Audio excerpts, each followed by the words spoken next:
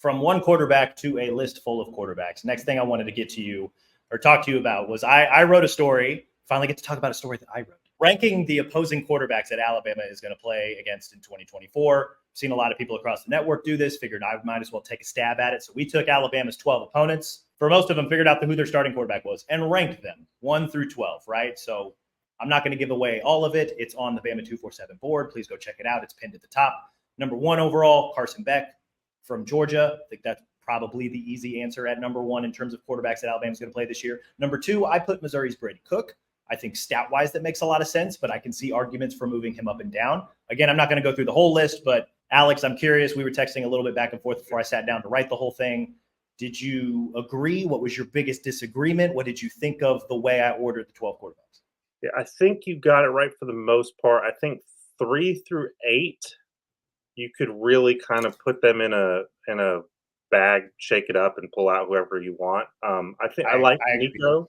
Yeah, I like Nico being that high because I do think if you trust Heupel in that offense, it is set up for him to succeed. Now, we talked about it before. I don't know how much I trust Heupel in that offense, but I can see the argument. I just wonder again, are we looking at Gus Malzahn 2.0 and when people catching up to him? I think that makes sense. Yeah, Diego Pavia's a deep cut. I don't know if I would have put him 4. Byron Brown, incredible talent, and I think he should be there because we saw just what he was capable of firsthand against Alabama. And that was his worst game last year when they played Alabama in that rain-soaked, miserable. I don't even want to call it a game because it was so bad, but like that was. He still had moments, even when that was his like worst game of the season. He still had moments where it's like, oh, like him and Golish are going to do some stuff. The interesting thing to me is 6, 7, and 8. I think all of them by the time the season's over could be 2. I think they're all that talented and in that type of offense that maybe it works. Now, Van Dyke is the one I'm kind of more hesitant about just because he's played football so long and I've just heard how great he's going to be for so long and it's never happened. Right. But he does have the arm. He does have the experience. Jackson Arnold, a young guy at Oklahoma, people believe in that should be a quarterback-friendly offense. And then Nussmeier's the one. Nussmeier's the biggest wild card because he's getting so much of the benefit of the doubt because he's been there and he's stepping into an offense that obviously is quarterback-friendly, has maybe the best offensive line in college football with 2 of the best tackles. So there's a lot there to like, but I do get the skepticism there too because of everything that's missing in terms of receiver. It's not. I don't think it's as simple as Kyron Lacey just coming in and suddenly and they don't miss a beat. So yeah, again, not to give away the whole list, but that 3 through 8 right there in the middle, they're just so tight, and there's an argument to be made for all of them. Yeah, and I think grab bag is probably the best way to describe it because it's more or less like what's your favorite flavor, right? Like I am buying the Nico hype. Like I think he's going to be very, very good. One of our 247 sports talent evaluators compared him to Justin Herbert. I would pump the brakes on that, but like there's a lot I think to like about him, which is why I had him a little higher. I'm just a fan of Diego Pavia, which is why I had him at number 4. Like I think he's going to be fun. He's going to play for Vanderbilt. There's not a lot of expected of Vanderbilt, but this dude over here, Conference USA Player of the Year, could cause some havoc in some of those games, right? Like, I don't think he's enough to totally swing Vanderbilt from 2 wins to 6, but maybe 4. I don't know. I'd have to look at their schedule. Like, he's just going to be a fun player that's just going to wreak havoc for opposing defenses. And in the same way that I'm buying Nico hype, I think I need to see a little bit more from guys like Jackson Arnold, like Garrett Nussmeier. Me personally, I think I would have probably put Van Dyke at 6 no matter what other way I ordered it because it's like, okay, you're good. You got experience. You got a nice arm. It's kind of it. Like it's, like I guess, I don't know. I guess I've heard about how good he's going to be for a few years now. And it's just like, all right, I haven't seen it. You're going there because you do have past production. Like before he got hurt, he had a really good season with Miami. I think it was 2 or 3 years ago. So. Well, and remember, there's a reason Alabama wanted him a year ago. Right. So they saw something in him. Was it just a bad situation in Miami where things weren't clicking? I don't know. But I think you're right. Did you give any consideration to Peyton Thorne being even lower than 9? I don't want to just dump on Peyton Thorne, but and I watched him play a couple times last year, and his numbers were not great. I felt like 9 was probably the right spot for him, just because like the guys who I ranked below him, just haven't seen hardly any of those guys play. And then when I was going, doing the box score, watching and looking at their overall stats, like just not really all that impressive. And now granted, a guy like Lenore Sellers just hasn't played at all. Yeah. And this will, presumably will be the first year we'll get to see if he's got some stuff.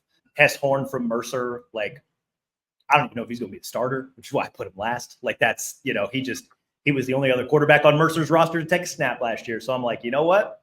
Might be him. Let's list him. And I think I put in there twice, like, I think he'll be the quarterback. But no, I felt like 9, when I finally structured who the quarterbacks were and I list them all out, I felt like 9 was a pretty good spot for Peyton Thorne because, and the other thing too, Hugh Freeze is still his play caller. They did add some talent around him, right? Namely Cam Coleman. So we'll see how much of a difference that makes. They're bringing back Jarquez Hunter. It's another year in Freeze's system. So we'll see if that helps Peyton Thorne. We've talked about previously just how it's a little confusing that Auburn didn't really go after a quarterback in the portal, which makes me think Freeze sees enough of something to at least take a step forward this year.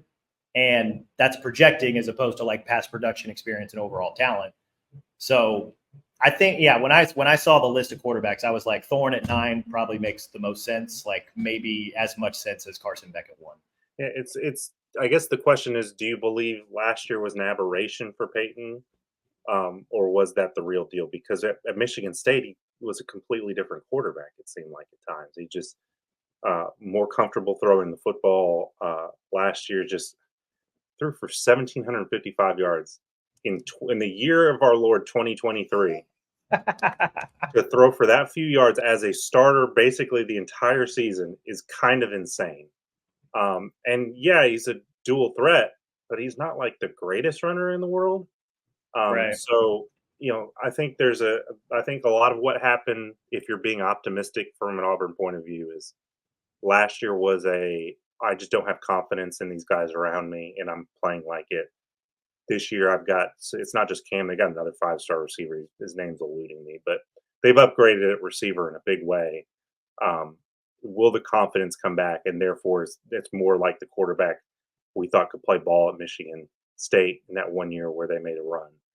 I don't know. He's a really interesting player because you just don't know what to expect. And then on top of all of that, his offseason comments have been a little bit wild, throwing the former offense coordinator under the bus, saying they had no detail on offense last year, none. That was really weird. Auburn coaches have a history of late of not knowing whether they should be the one calling plays or not. So maybe Hugh fell into the Gus Malzahn trap and distanced himself too much. I don't know. I don't want to spend all this time on Auburn. He's just a really fascinating guy because of all of those things and not really knowing if last year was real or just a victim of circumstance, I guess. Yeah, this will be an interesting exercise. There's a lot of things we need to start taking notes of, like things that we need to return to at the end of the season to be like, all right, how right or wrong were we? Like there's a part of me that wants to re-rank the quarterbacks after Alabama plays them to be like, all right, like how much did our perception change after watching these guys play live, right? Because that's, I guess I'm of the belief that Thorne 9 was his floor. And there's an opportunity for him to potentially climb. But that also depends on what the other guys do. Like I could see him also staying at 9 and having a good season because the other 8 guys in front of him played very well too. Like that was, like that's also a possibility. Like that's because you look at this list of quarterbacks, man, like there's a league player of the year. There are 5 total guys that finished in the top 40 in passer rating nationally last year, right? Like there's some good quarterbacks on this list. Yeah. And you factor in that like Alabama's got to go play Tennessee and Nico on the road, and they got to go play Nussmeier and LSU on the road, and they got to go play Jackson Arnold on the road. Like, what version of Jackson Arnold are you going to get at that point in the season, right? Is he going to be the flushed out blue chip guy that the prospect evaluators thought he could be or can be, or is he going to get beat up because his offensive line mostly came through the portal? Like we don't know, right? Like that'll be the very interesting thing about like revisiting this exercise postseason to see how right or wrong I was. Yeah, when and where Alabama gets these guys is going to determine how we see a lot of it. And you're right, the Jackson Arnold one's probably going to be the most interesting because it could be really good and he's become, a Caleb Williams like just shoots onto the scene, or by that point, all of the things we've talked about with an offensive line that's totally rebuilt have caught up with them. It's late in the season; they're out of contention, and it looks completely different. Yeah, that's why these things are so hard because you don't know what's around them, and you Right. don't know where it's going to be by the time we see them from an Alabama perspective.